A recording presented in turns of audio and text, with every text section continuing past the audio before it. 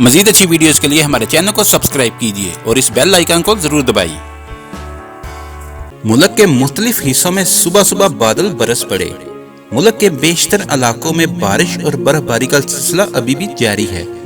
پنجاب سمیت ملک کے کئی علاقوں میں وقفے سے بارش اور پہاڑوں پر برف باری کا سلسلہ بھی جاری ہے۔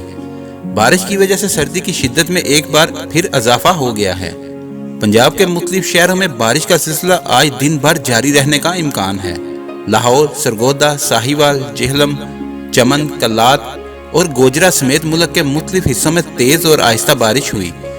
گلگت بلتستان، دیر، مری، وادی نیلم، کلام سمیت دیگر شمالی علاقوں میں بھی وقفے سے برف باری کا سلسلہ جاری ہے، جس سے سردی کی شدت میں ایک بار پھر سے اضافہ ہو گیا، جس سے مقامی لوگوں کو مشکلات کا سامنا بھی کرنا پڑ رہا ہے۔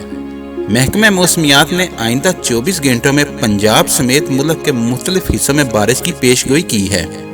اسلام آباد، راولپنڈی، گوجرانوالہ، پشاور، مردان، لاہور، کوہاٹ اور سرگودا سمیت کئی شہروں میں گرج چمک کا امکان ہے، جبکہ ہزارہ، گلگت بلتستان اور کشمیر میں بارش اور پہاڑوں پر برف باری کا امکان ہے۔ محکمہ موسمیات نے پنجاب میں 15 سے 17 فروری تک بارشوں کے نئے سلسلے کی پیش گوئی کی ہے۔